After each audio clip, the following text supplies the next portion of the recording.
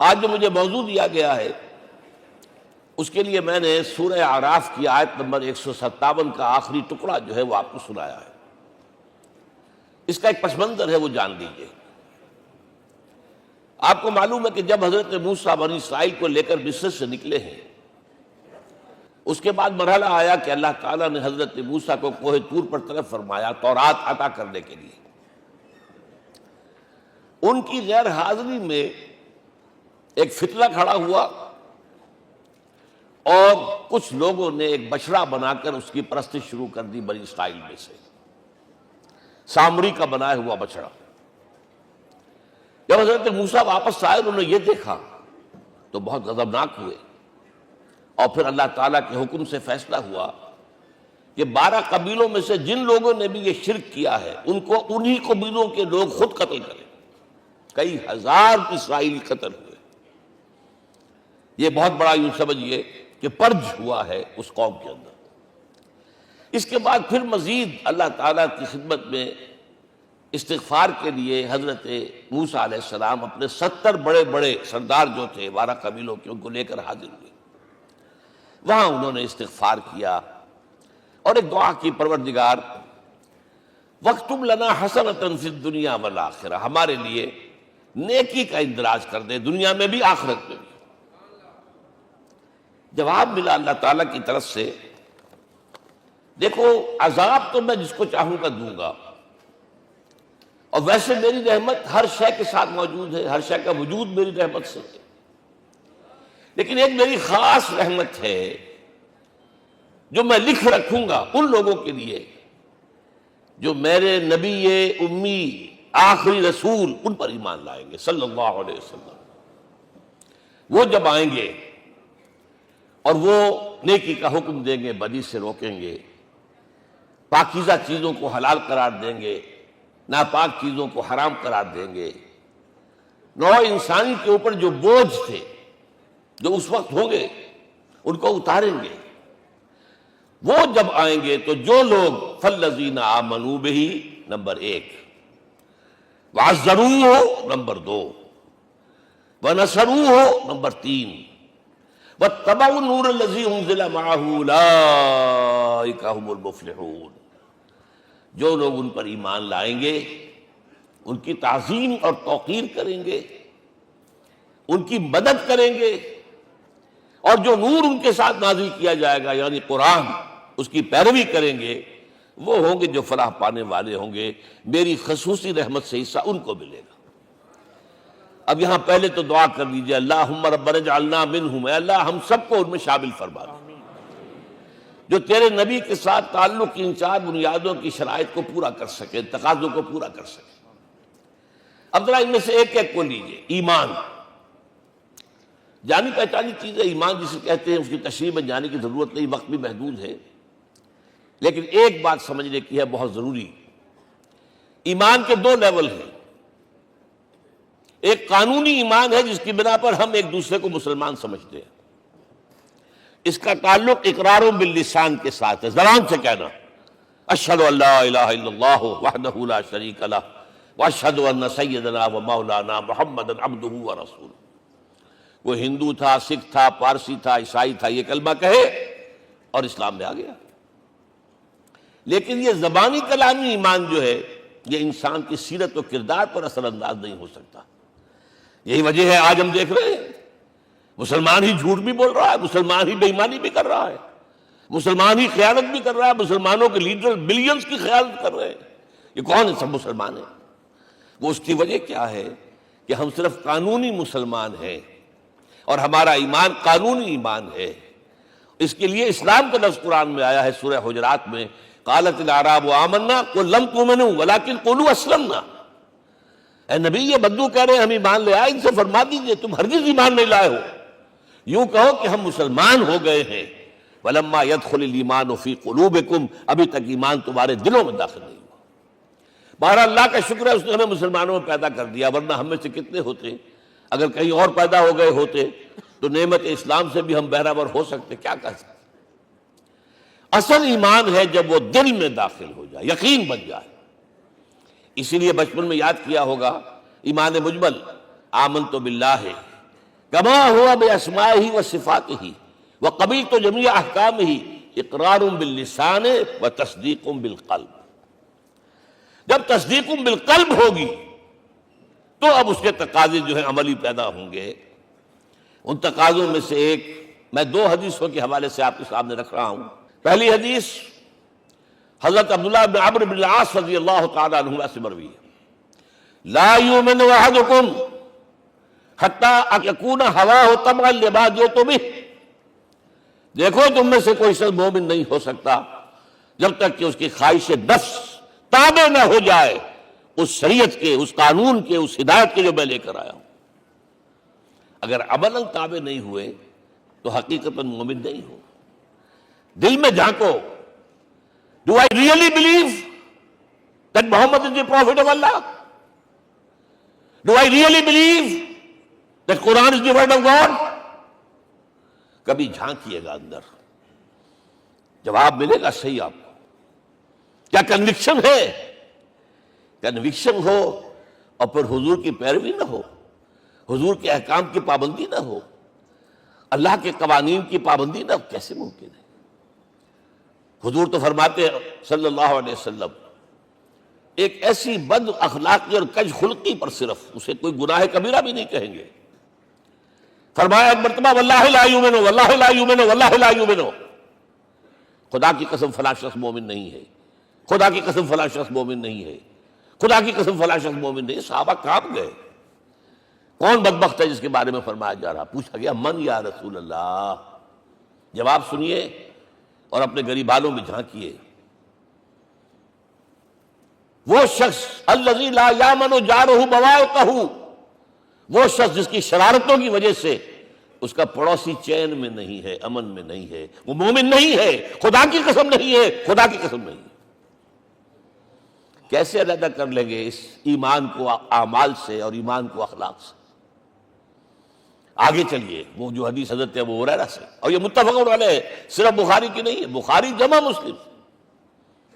لا یؤمن احدکم حتی اکون احب الیہ من والدہ وولدہ والناس اجمعین. تم میں سے کوئی شخص مومن نہیں ہو سکتا جب تک کہ میں اسے محبوب تر نہ ہو جاؤں، اپنے باپ سے بھی، اپنے بیٹے سے بھی، اور تمام انسانوں سے.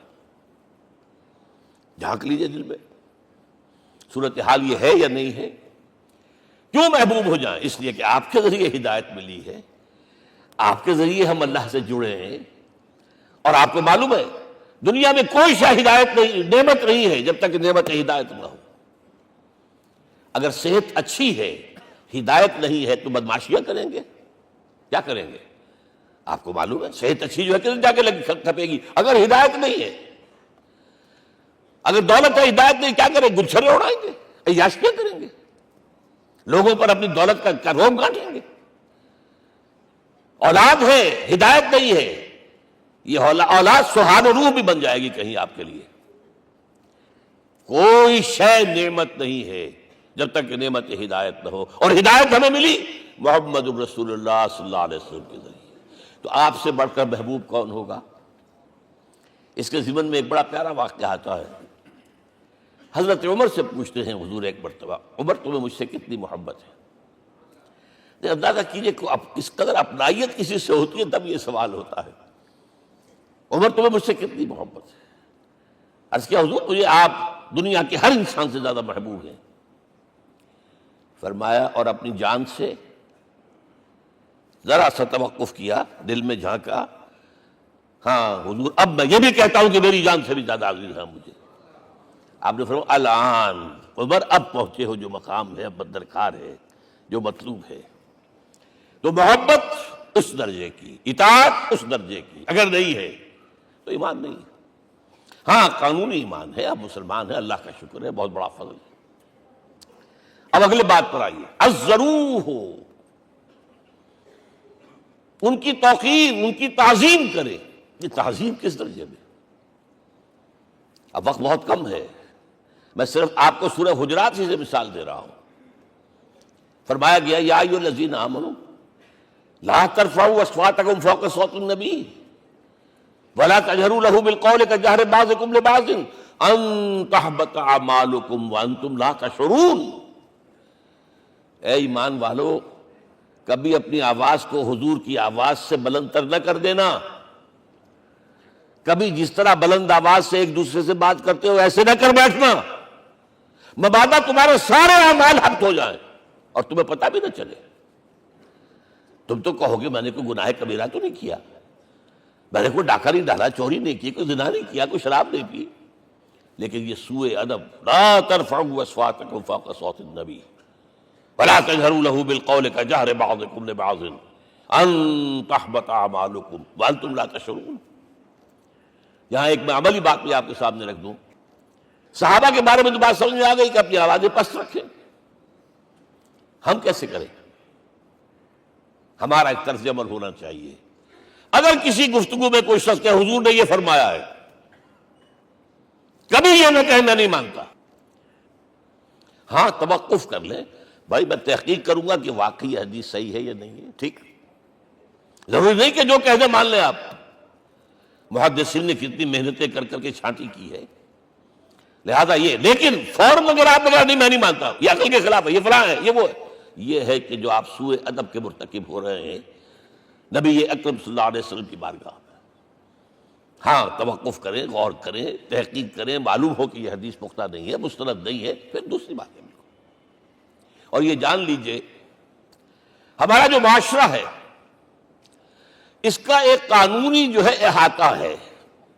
یہ بھی سورہ حجرات کی پہلی آیت ہے، یا ایھا الذین آمنوا لا تقدموا بین یدی اللہ ورسولہ. اللہ اور اس کے رسول کے احکام کا دائرہ ہے، اس کے اندر اندر رہو، باہر نہیں نکل سکتے. لیکن اس دائرے کے اندر ایک مرکزی شخصیت جس کی دل آویزی، جس کا حسن سلوک، جس کا حسن کردار، جس کا حسن اخلاق مرکز بن جائے، تمام لوگوں کی جذباتی محبت کا مرکز بن جائے، اگر یہ نہیں ہوگا تو معاشرہ مضبوط نہیں ہوگا. محض قانون اور دستور پر معاشرہ مضبوط نہیں ہوتا. کسی شخصیت، اب آپ کو معلوم ہے آخر ہندوستان کے معاشرے میں گاندھی کا ایک مقام ہے کہ نہیں ہے؟ آخر یہ سارا معاملہ چل رہا ہے اسی کے گرد کے نہیں؟ ماؤ زے تنگ کے معاملہ ہے کہ نہیں ہے؟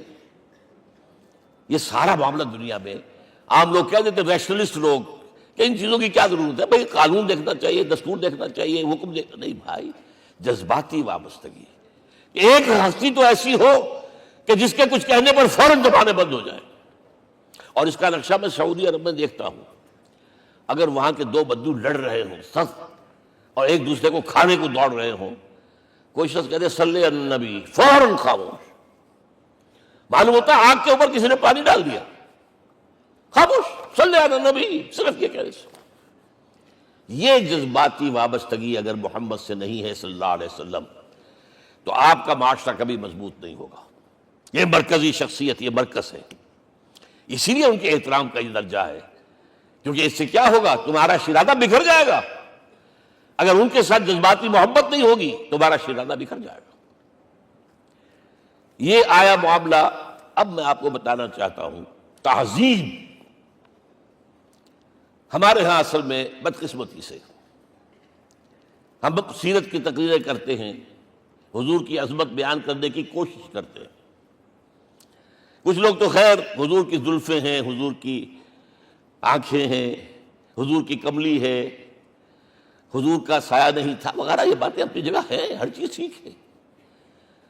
لیکن یہ جان لیجئے حضور کی اصل عظمت ایک نبی اور رسول کی حیثیت سے ہے، اور وہ شے وہ ہے جہاں جبرائیل کے بھی پر جل رہے ہیں. اس کی حقیقت کون جانتا ہے؟ میں ایک مثال دے رہا ہوں آپ کو کہ حضور 100 میں مثال رکھا کرتے تھے. آج روزہ رکھا، شام کو افطار نہیں کیا، وہ رات کو چل رہا ہے روزہ، اگلے روز پھر وہ کنٹینیو کر رہا ہے شام تک. 2 دن کا 100 میں مثال، 3 دن کا بھی رکھتے تھے. صحابہ نے اجازت چاہیے حضور ہمیں بھی اجازت دے دیں. نہیں، آج کے حضور آپ تو رکھتے ہیں، ہمیں منع کرتے ہیں. اب سنیے، ایکم مثلی، تمہیں سے کون ہے مجھ جیسا؟ ابھی تو اندر ربی، میں تو اپنے رب کے پاس رات گزارتا ہوں. ہوا یطعمنی ویسقین، وہ مجھے کھلاتا اور پلاتا ہے. کیا سمجھیں گے ہم؟ کیا ہماری سمجھ میں آئے گا؟ یہ معاملہ نبوت کے جو اسرار و رموز ہیں، ان کا جو مقام اور مرتبہ ہے، وہ کوئی نبی پہچان سکتا، غیر نبی تو پہچان ہی نہیں سکتا۔ ایک ڈاکٹر کا کیا مقام ہے اپنے فن میں، وہ کوئی ڈاکٹر ہی سمجھ سکے گا نا، غیر ڈاکٹر کہاں سمجھے گا؟ اور حقیقت میں وہی سمجھے گا جو اس سے بھی اوپر کا ڈاکٹر ہے، نیچے والا تو نہیں سمجھ سکتا۔ جو کمتر ہے وہ تو صرف اوپر دیکھے گا، اللہ اللہ خیر صلی اللہ، جو اوپر ہے اور ظاہر ہے محمد سے اوپر کوئی نہیں صلی اللہ علیہ وسلم۔ یہی وجہ ہے، دیکھیے شیخ سعدی کو کیا کہنا پڑا، یا صاحب الجمال و یا سید البشر من وجهك المرير قد نور القمر لا يمكن الثناء كما كان حقه بعد خدا بزرگ توئی قصہ مختصر۔ اے محمد صلی اللہ علیہ وسلم، آپ کی ثنا جیسے کہ حق ہے ہو ہی نہیں سکتی۔ غالب اس سے بھی آگے گیا ہے، میں بات ابھی آپ کو سناتا ہوں شعر اس کا۔ آپ کی ثنا کا حق ادا ہو ہی نہیں سکتا، بس ہم یہ جانتے ہیں اللہ کے بعد آپ کا مقام۔ غالب جو آگے گیا ہے کہتا ہے، غالب ثنائے خواجہ بیزداں گزاشتیم کہاں ذات پاک مرتبہ دان محمد است۔ اے غالب ہم نے تو حضور کی ثنا تو اللہ کے حوالے کر دی ہے، اس لیے کہ وہی ذات پاک جانتا ہے مرتبہ محمد کا کیا ہے صلی اللہ علیہ وسلم۔ ہم بیان کرنے کی کوشش کریں گے تو توہین کر بیٹھیں گے۔ ایک لطیفہ ہے، ایک بیچارہ کوئی دیہاتی کہیں پھنسا ہوا تھا کسی جگہ، تھکا ہوا چل رہا تھا، ڈپٹی کمشنر صاحب جا رہے تھے، کار میں بٹھا لیا۔ اب اس نے کہا پتر تینوں اللہ پٹواری کرے۔ اب اس غریب کے جو ہے اس کے ذہن میں تو پٹواری سے اوپر تو کچھ ہے ہی نہیں، اس کے قلم سے جو ہے ادھر کا انتقال ادھر ہو گیا، ادھر کی ادھر چلی گئی۔ تو ڈی سی کو وہ تعریف کر رہا ہے اپنے سمجھ کے مطابق، پٹواری کرے تو ہم کہیں پٹواری والا معاملہ نہ کریں۔ ہاں ایک پہلو ایسا ہے جس کے حوالے سے حضور کی عظمت ہماری سمجھ میں آئے گی۔ حضور ایک انسان کی حیثیت سے کیا تھے، ایک باپ کی حیثیت سے آپ کا کیا طرز عمل تھا، ذرا یاد کیجئے۔ جگر گوشہ رسول حضرت فاطمہ بطول رضی اللہ تعالیٰ عنہ وہ حاضر ہوتی ہے، ابا جان دیکھیے چکی پیس پیس کر یہ گھٹے پڑ گئے میرے ہاتھ میں، یہ کنویں سے پانی لاتی ہوں، مشکیزیں کہ یہاں پر بدیاں پڑ گئی۔ حضور اب تو عام لوگوں پر بھی آسانیاں ہیں، لوگوں کے ہاں غلام آ گئے ہیں، کنیزیں آ گئی ہیں، مال و دولت آ گئی ہے، مجھے بھی کوئی غلام کنیز عطا ہو جائے۔ اور آپ کو معلوم ہے یہ لخت جگر نور چشم محمد کی سب سے پیاری بیٹی صلی اللہ علیہ وسلم، کوئی شک نہیں اس میں، فاطمہ کیا بیتی ہوگی حضور کے قلب پر۔ لیکن فرمایا کیا بیٹی، یہ دنیا کی چیزیں ہمارے لیے نہیں ہیں، میں تمہیں اس سے بہتر شے دیتا ہوں۔ تسبیح فاطمہ ہر نماز کے بعد 33 مرتبہ سبحان اللہ، 33 مرتبہ الحمدللہ، 33 مرتبہ اللہ اکبر کہہ لیا کرو۔ لیکن سوچ لیجئے دل پر کیا گزری ہوگی صلی اللہ علیہ وسلم۔ حضرت عائشہ سے پوچھئے، حضرت خدیجہ سے پوچھئے حضور کیسے شوہر تھے، آپ سے زیادہ خواتین کے حق میں نرم، گھر کے کام کا جھاڑو دے رہے ہیں، کپڑے جو ہیں بوسیدہ انہیں سی رہے، گھر میں بیٹھے ہوئے یہ کام کرتے تھے۔ بہرحال ایک بات میں آپ سے عرض کروں، آپ انسان کی جس حیثیت کا بھی ذہن میں تصور کریں گے وہ ساری حیثیتیں محمد میں موجود ہیں صلی اللہ علیہ وسلم۔ محمد حاکم کی حیثیت سے بھی ہیں، محمد سب سالار کی حیثیت سے بھی ہیں، محمد قاضی القضات بھی ہیں، محمد ہیڈ آف دی اسٹیٹ بھی ہیں، محمد بیویوں والے بھی ہیں، اولاد والے بھی ہیں، محمد 5 وقتہ امام بھی ہیں، جمعے کے خطیب بھی ہیں، مدرس قرآن بھی ہیں، مربی بھی ہیں، مزکی بھی ہیں، اور ہر میدان میں بلند ترین مقام۔ کوئی ایسی جامع شخصیت ملے گی؟ ہمارے ہاں تو حال یہ ہے کہ جو خطیب صاحب ہوتے ہیں وہ 5 وقتہ نماز کیسے پڑھا سکتے ہیں، ان کا تو اونچا مقام ہے۔ 5 وقتہ نماز کے لیے تو علیحدہ چاہیے امام آپ کو، اور وہاں بھی ایک امام سینئر ہوگا وہ عشاء مغرب اور فجر پڑھائے گا، ایک جونیئر ہوگا بیچارہ وہ جو خاموش نماز ہے وہ پڑھائے گا۔ 5 وقتہ نماز پڑھا رہے ہیں محمد صلی اللہ علیہ وسلم، اور خطیب بھی وہی ہے، مربی بھی وہی ہے، مزکی بھی وہی ہے۔ ہمارے ہاں جو لوگ تزکیہ نفس کے میدان میں ہیں وہ پھر جماعت کبھی نہیں کراتے، کبھی نہیں دیکھا ہوگا آپ نے کسی صاحب کو کراتے ہوئے۔ یہ جامعیت جو ہے، جامعیت کبریٰ۔ میں صرف ایک بات کہا کرتا ہوں، ایک اعتبار سے حضور کا اسوہ نامکمل ہے۔ آپ مجھے سوء ادب کا مرتکب نہ قرار دے دیں، اسوہ کیا ہے؟ عورت کے لیے اس کی اپنی نسوانی زندگی کے لیے اسوہ آپ میں نہیں ہے، آخر نصف انسانیت ہے، اسے بھی اسوہ چاہیے۔ یہ ہے جس کی وجہ سے حضور نے شادیاں کی ہیں زیادہ۔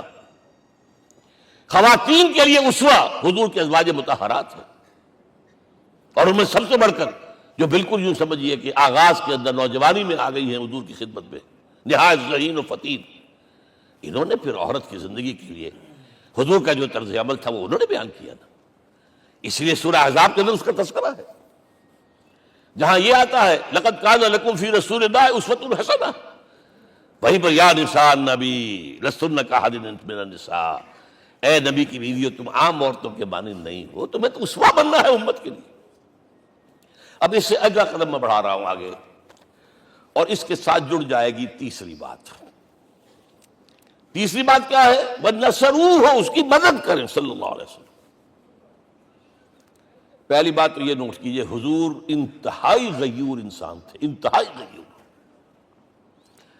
یہ کہا جاتا ہے کہ اگر حضور گھوڑے اس میں سوار ہوتے تھے اونٹ پر، اور آپ کا کوڑا نیچے گر گیا تو آپ یہ کسی سے نہیں کہتے تھے کہ ذرا یہ میرا کوڑا مجھے پکڑا دینا، یہ بھی گوارا نہیں تھا۔ آپ اونٹ بٹھا کر نیچے اتر کر اپنا کوڑا خود اٹھاتے تھے۔ کسی سے اپنے ذاتی کام کے لیے کوئی مدد مانگنا امکان ہی نہیں۔ بلکہ ایک واقعہ تو وہ ہے جب بھی میں تذکرہ کرتا ہوں میری آنکھوں میں آنسو آ جاتے ہیں۔ یہ ہجرت کے وقت کا واقعہ ہے۔ آپ کو معلوم ہے حضور نے تمام مسلمانوں کو مکے سے جانے کی اجازت دے دی، چلے جاؤ مدینے، چلے جاؤ مدینے، آپ خود تھے موجود، اس لیے کہ رسول اپنے مقام کو نہیں چھوڑ سکتا وداؤٹ ایکسپریس پرمیشن فرام اللہ سبحانہ و تعالی۔ اب حضرت ابوبکر پوچھ رہے ہیں حضور اجازت آ گئی؟ نہیں آئی، آ گئی نہیں آئی، دن گزر رہے ہیں۔ حضرت عائشہ کی روایت ہے ایک روز ہم نے دیکھا دوپہر کے وقت آ رہے ہیں حضور، کپڑے سے اپنا سر جو ہے ڈھانپا ہوا ہے۔ عرب میں دوپہر کے وقت وزٹ کرنا جو ہے یہ ان کے خلاف دستور ہے، ان کی تہذیب کے خلاف، یہ قیلولے کا وقت ہوتا۔ تو حیران ہوئے، آتے ہی فرمایا ابوبکر ہجرت کی اجازت ہو گئی۔ اب انتہائی خوشی سے اور بڑی امید میں کہ بڑی شاباش ملے گی، حضرت ابوبکر فرماتے ہیں، عرض کرتے ہیں حضور میں نے 2 اونٹیاں تیار کر رکھی ہیں، خوب کھلا پلا کے انہیں فرما کیا ہوا ہے، یہ ہجرت میں ہمارے کام آئے گی۔ حضور تھوڑا سا توقع فرماتے ہیں، پھر کہتے ہیں اچھا ٹھیک ہے، ایک میں استعمال کروں گا لیکن میں اس کی قیمت ادا کروں گا۔ حضرت ابوبکر رو پڑے، حضور مجھ سے یہ مغایرت، سائے کے طرح کے ساتھ رہنے والا، اس سے یہ مغایرت، ذرا سے اشارے پر اپنی کمسن بیٹی پیش کر دی نکاح کے اندر، اس سے یہ مغایرت، رو پڑے۔ لیکن حضور کی اپنی غیرت تھی، میں قیمت دوں گا۔ اب بتائیے مدد کا کے لیے درکار تھی؟ مدد تھی ان کے مشن کے لیے۔ مشن 2 حصوں میں تھا، اس کو جانیے، آج کچھ علمی باتیں آ رہی ہیں۔ حضور کے مشن کے 2 حصے، ایک ابتدائی جو تمام انبیاء اور رسول کا تھا، ایک تکمیلی جو صرف محمد کا صلی اللہ علیہ وسلم۔ ابتدائی کیا ہے؟ اللہ کی طرف دعوت، تبلیغ، جو دعوت قبول کر لیں ان کے لیے بشارت، بشیر کہ تمہارے لیے آخرت میں جنت ہے، نعمتیں ہیں، رد کر دیں ان کے لیے نذیر، خبردار کرنے والے، جہنم کے لیے تیاری کر لو، داعی اللہ، اللہ کی طرف بلانے والے، سراجا منیرا، روشنی کے چراغ۔ یہ حیثیتیں مشترک ہے تمام انبیاء کرام۔ تمام انبیاء بشیر بھی تھے، نذیر بھی تھے، داعی بھی تھے، سراج منیر بھی تھے، اگرچہ ان تمام حیثیتوں میں بھی حضور کا سب سے اونچا مقام علیحدہ نمایاں ہے، لیکن حیثیت بنیادی طور پر مشترک ہے۔ ایک حیثیت تکمیلی، اور وہ کیا ہے؟ اے نبی، جو دین آپ کو دیا گیا ہے صرف تبلیغ نہیں، صرف تعلیم نہیں، اس کو قائم کر کے دکھاؤ ایک نظام زندگی کی حیثیت سے۔ 3 مرتبہ قرآن میں یہ الفاظ حضور کے لیے آئے ہیں، هو الذی ارسل رسولہ بالہدی ودین الحق لیظہرہ علی الدین کلہ۔ 3 دفعہ سورہ توبہ میں یہ الفاظ آئے، سورہ صف میں یہ الفاظ آئے، سورہ فتح میں یہ الفاظ آئے۔ وہی اللہ جس نے بھیجا ہے اپنے رسول کو صلی اللہ علیہ وسلم، الہدا قرآن حکیم، ہدایت کاملہ، اور نمبر 2 دین حق۔ یہ 2 چیزیں دے کر بھیجا، کس لیے؟ تاکہ اس دین کو غالب کرے پورے نظام زندگی پر۔ یہ معاملہ ذرا سوچئے، اور یہ حضور کے لیے 3 دفعہ، اور کسی اور نبی کے لیے 1 دفعہ بھی نہیں۔ قرآن مجید کے اس نقطے کو ذہن نشین کر لیجیے۔ اصل میں یہ کیا ہے؟ اسے ہم یوں کہیں گے، ایک ہے نبوت و رسالت، ایک ہے تکمیل نبوت و رسالت۔ ہمارے ہاں ختم نبوت کے اوپر تو زور دیا گیا ہے، اور صحیح کیا گیا ہے، ایمان کا ہمارا جز ہے۔ حضور کے بعد کسی نے بھی دعویٰ کیا نبوت کا، وہ جھوٹا کذاب دجال، جس نے مانا وہ بہرحال دائرہ اسلام سے خارج ہے، اور جو بھی کچھ ہوا کرے وہ۔ یہ چونکہ قانونی بات تھی، اس لیے اس کا حق ادا کیا علماء کرام نے، واقعہ یہ ہے کہ اس میں کوئی کمی نہیں رکھی، لیکن حضور کی فضیلت اس میں نہیں ہے۔ فرض کیجئے کہ نبوت چلی آ رہی تھی ہموار طور پر، ایک جگہ آ کے ختم ہو گئی، تو فضیلت کون سی ہوئی؟ نہیں، نبوت و رسالت تدریجاً ترقی کرتے ہوئے اپنے نقطۂ عروج کو پہنچ کر ختم ہوئی، یہ ہے فضیلت۔ اب آپ سوچئے، الہدا دیا گیا حضور کو، تو کیا تورات میں ہدایت نہیں تھی؟ سورہ اعراف کی آیت ہے، سورہ مائدہ کی، انا انزلنا التوراۃ فیہا ھدی ونور، ہم نے نازل کی تھی تورات، اس میں ہدایت بھی تھی، نور بھی تھا۔ ہم مانتے ہیں اللہ کی کتاب تھی۔ وہی فرمایا ہے انجیل فیہا ھدی ونور، اس میں ہدایت بھی تھی، نور بھی تھا۔ پھر یہ الہدا قرآن آیا، یہ کیا ہے؟ ہدایت نے درجہ بدرجہ ترقی کرتے ہوئے قرآن میں آ کر کامل ہو گئی، ہدایت کامل۔ وجہ کیا ہے؟ انسان کا شعور بھی تو درجہ بدرجہ بڑھا ہے۔ ایک وقت تھا ہمارا بچپن تھا، فکر کے اعتبار سے، سوچ کے اعتبار سے، علم کے اعتبار سے، ہمارے آباء و اجداد کبھی جو رہتے تھے غاروں کے اندر یا کبھی آئے ہیں تو کیا تھا ان کے پاس؟ اب اس وقت جو ہے کسی کو آپ پرائمری کے بچے کو پی ایچ ڈی ڈاکٹر رکھ دیجئے ٹیوٹر، تو کیا پڑھائے گا؟ پڑھائے گا تو وہی جو پرائمری کا بچہ سمجھ سکے۔ لہذا وہ جو کہا گیا تھا آدم کو اس زمین کی خلافت دیتے، فَإِمَّا يَأْتِيَنَّكُم مِّنِّي هُدًى فَمَن تَبِعَ هُدَايَ فَلَا خَوْفٌ عَلَيْهِمْ وَلَا هُمْ يَحْزَنُونَ۔ یہ ہدایت رفتہ رفتہ آئے گی، آئے گی، آئے گی، آئے گی۔ اور یہ بات جان لیجئے، پروفیسر ڈاکٹر محمد شریف نے جو کتاب لکھی ہے فلسفے کی تاریخ پر، اس میں بتایا ہے کہ 1200 برس انسانی تاریخ کے بہت ہی پروڈکٹیو ہے فلسفیانہ فکر کے لیے۔ From 600 BC to 600 AD، 1200 years, سارے فلسفے اسی میں پیدا ہوئے۔ سقراط، بوقار، افلاطون، اور یہ سب نکل گیا، کنفیوشس بھی آ گیا، تاؤ بھی آ گیا، اور بدھ بھی آ گیا، جین بھی آ گیا، سب آ گئے، سب آ گئے۔ گویا کہ انسان جب کچھ سوچ سکتا تھا، جتنا سوچ سکتا تھا سوچ چکا۔ اور یہ بھی سنا دوں، حضرت عیسیٰ نے کہا تھا اپنے حواریوں سے، ڈپارٹنگ جو میسج تھا، مجھے ابھی تم سے اور بھی بہت باتیں کرنی تھی، لیکن تم ان کا تحمل نہیں کر سکو گے، جب وہ فارقین آئے گا صلی اللہ علیہ وسلم تو تمہیں سب کچھ بتائے گا۔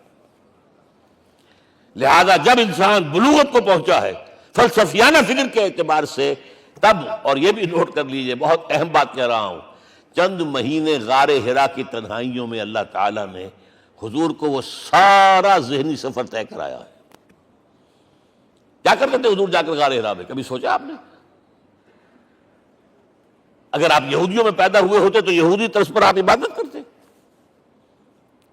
اگر کہیں عیسائیوں میں پیدا ہوتے تو عیسائیوں کی طرف آپ تو نہیں تھے، آپ تو پیدا وہ مشرکین میں شرک کرنے کا امکان ہی نہیں آپ کے لیے، تو کیا کرتے تھے؟ حدیث کے الفاظ یہ تحنث فی، وہاں جا کر عبادت کرتے تھے۔ اب شارحین حدیث نے بہت عمدہ لکھا ہے، کانا صفت و تعبد ہی فی غار حرا التفکر والاعتبار، غار حرا میں آپ کی عبادت فکر، غور و فکر، تفکر و اعتبار، جس کی میں تعبیر یہ کر رہا ہوں، جس کو کہا کبھی اکبر الہ آبادی نے، خدا کے کام دیکھو بعد کیا ہے اور کیا پہلے، نظر آتا ہے مجھ کو بدر سے غار حرا پہلے۔ تم غار حرا کو نہیں جانتے؟ مصطفیٰ اندر حرا خلوت گزید، قوم آئین و حکومت آفرید۔ The most productive part of the period life of Muhammad is that which he passed in غار حرا۔ فکر کی ساری جو ہیں بلندیاں طے کی، تب آیا ہے اقرا بسم ربک، اب اللہ کا الہدیٰ شروع ہوا ہے۔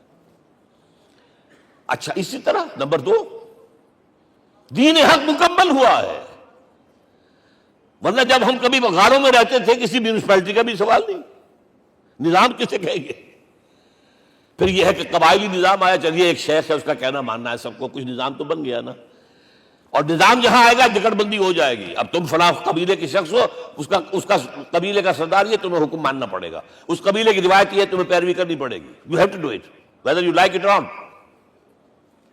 پھر آپ کی سٹی اسٹیٹس وجود میں آئی، پھر امپائرز وجود میں آ گئے، 400-500 برس سے رومن امپائر، 400-500 برس سے ایرانین امپائر عرب کے اوپر ایسے تھی جیسے افغان کے سر کے اوپر بہت بڑا جو ہے پگڑ رکھا ہوتا ہے، کتنا بڑا ہوتا ہے۔ وہ کسی نے شعر کہا بھی تھا، مجھے تو اب یاد نہیں، کہ سر پہ باندھے ہوئے پورا افغانستان میرا خیال ہے ضمیر جعفری۔ تو کیا تھا یہ جزیرہ نما عرب، یہ جزیرہ کہلاتا، الجزیرہ، الجزیرہ، اس لیے کہ نیچے آپ کو معلوم ہے بحیرہ عرب، ادھر جو ہے خلیج آ رہی ہے آخر تک، ادھر سے بحیرہ قلزم جا رہا ہے، اور پھر خلیج عقبہ آ گئی ہے، تو یہ سارا جو ہے جزیرہ نما ہے، اس سے پیننسولا۔ لیکن عرب اوپر 2 اور ہیں، عراق عرب، شام عرب۔ عراق عرب پر قبضہ ایران کا، شام عرب پر رومیوں کا۔ اور جب یہ سلطنتیں بن گئیں تو گویا کہ انسان شکنجے میں آ گیا، ظلم، محنت کرے کسان، عیش کرے جاگیردار، اور بادشاہ محل بنائے، لگان وہاں سے آ رہا ہے۔ از جفائے دے خدایاں کشتے دہقانہ خراب، کرگے پر بیٹھا ہوا کوئی کھدر بن رہا ہے، ٹیکس دو۔